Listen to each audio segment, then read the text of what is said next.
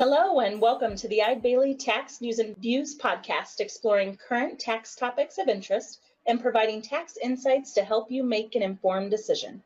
During this session, you will learn more about the exam issues exempt organizations are facing with Kim Hunwardsen, a National Tax Office partner located in our Minneapolis office.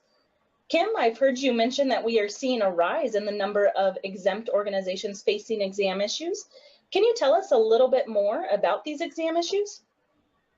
Absolutely, Kate. We definitely are seeing a rise in examinations, and I think there's a number of different things that are bringing that about. If we look nationally, some statistics that have come out from the IRS, they've actually done examinations about 6,100 organizations in 2017, which was actually even more than they initially planned. And when we look at the breakdown of those, we see them in a number of different areas. A number of those are coming with respect to employment tax issues. So the IRS is definitely focusing on the types of areas where exempt organizations may not be classifying people the right way, may not be paying the appropriate employment taxes. This type of area isn't unique to exempt organizations. I think that all types of organizations are seeing a rise in employment tax type issues, but it's definitely one of the areas that exempt organizations are seeing. We're also seeing a number of these with respect to newly formed organizations. About 3 years ago, the IRS changed the process for applying for tax-exempt status and developed a streamlined application, which made it much easier for organizations to apply for and obtain tax-exempt status. So they're going back and they're actually doing examinations of some of the organizations that receive that streamlined exemption to ensure that they actually are good organizations, that they actually should have gotten exemption, and that they're operating according to how they filled out that application. So this was something that came back from the exempt org industry, wanting to see just some review done to ensure that that streamlined process didn't streamline things too much. The other area that we're seeing a lot of examinations in is with respect to private inurement and types of situations where the assets of exempt organizations may be used for the benefit of individuals. This isn't a new area. It's one of the biggest places that the IRS has concerns with exempt organizations, but they're definitely taking a look at and trying to figure out if there's specific segments where there may be more of this happening, or if there's just some egregious type issues that are out there. And then the last place that I would say we're seeing a lot more examinations is in the healthcare arena. And this is specifically due to the 501R regulations that were passed as part of the Affordable Care Act. 501R requires exempt hospitals to comply with 4 requirements in order for them to maintain their tax-exempt status. And as part of these new requirements, the IRS was required to go in and test compliance. So we are seeing that they're in the process now of testing that compliance with those regulations. They're looking at approximately 1,000 organizations of hospitals each year. These types of reviews aren't necessarily examinations. In other words, an organization may not even know that the IRS is doing a check on them. So a lot of the work can be done kind of behind the scenes. And it's only if the IRS agent discovers that there's some discrepancies or some information that they're not able to obtain that the organization will actually get contacted for a full examination. So for instance, in 2017, there would have been about 1,200 of these compliance reviews done. 300 of those were referred to examination where the organization actually was contacted by the IRS. Why do you think these exams are on the rise? Well, partially because of legislation. So the examinations that we're seeing with respect to the hospitals, that was a requirement as part of legislation that these reviews needed to be done. And the requirements there were quite complex. There's a lot of detail that needed to go into them. So getting in compliance, a lot of hospitals just struggled with getting all of their T's crossed and their I's dotted. And because of that, when these reviews are happening, some of them are turning into the examinations. In the other areas, it's fairly normal to see examinations in the exempt organization area, but I do think there's definitely a shortage of resources throughout the IRS, but specifically in the exempt organization tax area. And because of that, I think there's been a bigger focus on using data to try to determine where are the biggest areas of risk and how can the IRS focus on those areas. So for example, most exempt organizations file a Form 990 tax return. The IRS has now developed a query system. So there's over 250 queries that are assigned to that Form 990 that would be kind of red flag type queries. So if an organization has certain things that jump out with respect to those queries that are being attached, that may be something that would trigger them for examination. So what is the impact of some of these issues on organizations?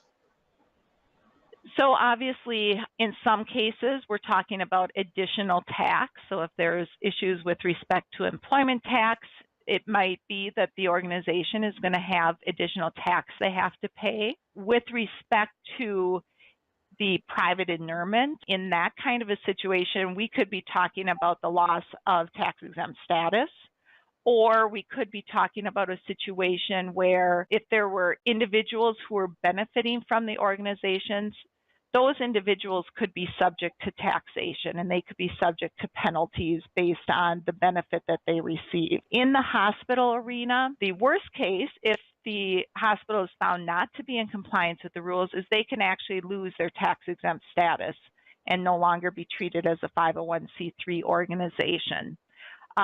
In those rules, there's also a provision that allows the IRS to enforce a $50,000 penalty per year if one of the requirements isn't met, which is a requirement that the hospital do a community health needs assessment. That's a formal evaluation of the needs in the community, and it has to be done every 3 years.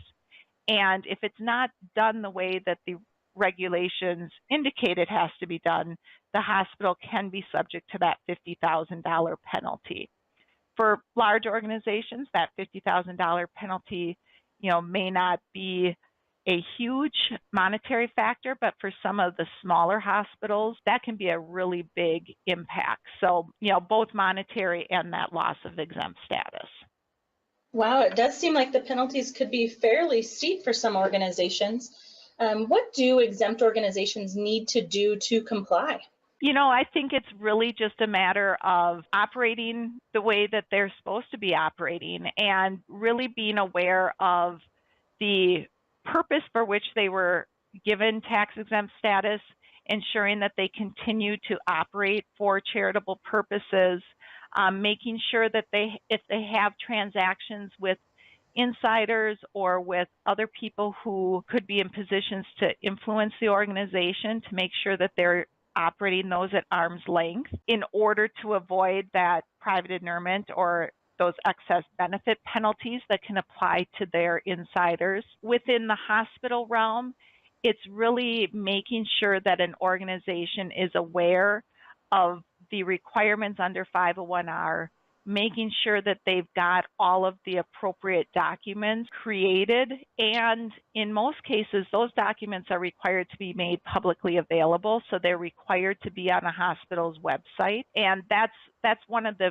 main places the IRS goes to start these checks is they go to the hospital's website to see if they can find the documents they're supposed to be able to find there. So that's an easy way for a hospital to kind of do a self-check is go out on your website and make sure the documents that are supposed to be available to the public are there. Also making sure that you don't just have policies in place to meet these requirements, but that you're actually looking at the policies and making sure that they're being followed throughout your organization. Because I anticipate that as we move further along with respect to these rules, the IRS isn't just going to be doing compliance checks by looking on a website. They're actually going to be contacting organizations and wanting examples of how they are actually following the rules. So what can exempt organizations do? We will often be brought in to help an organization if they're contemplating changes in their operations, if they're contemplating certain transactions where there may be a potential for exposure, to talk through with us what the potential tax implications could be, and then work with them to structure the transactions so that they have the proper documentation in place. Another area that I didn't mention yet, but bears mentioning, is with respect to unrelated business income. We have seen reviews and examinations with respect to Form 990T, which is a taxable form that organizations have to file. And specifically where we're seeing these kinds of examinations is with respect to organizations that are showing losses on their taxable activities. The IRS kind of questions whether those are true losses. So we can get involved in helping an organization look at their cost allocations or look at the activities they're reporting as taxable and ensure that they truly should be reported as taxable.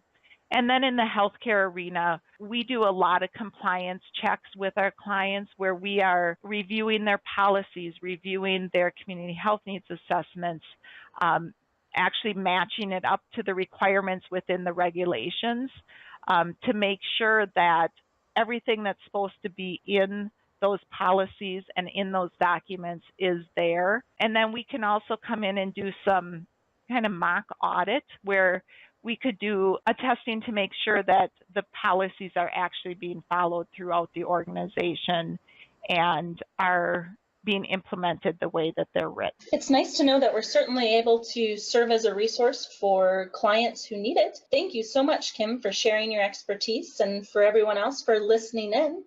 Please visit eidebailey.com or contact Kim Hunwardsen directly with questions or comments about this session. If you have a topic you'd like us to discuss during a future recording, please email nationaltaxoffice@eidebailey.com. We look forward to hearing from you.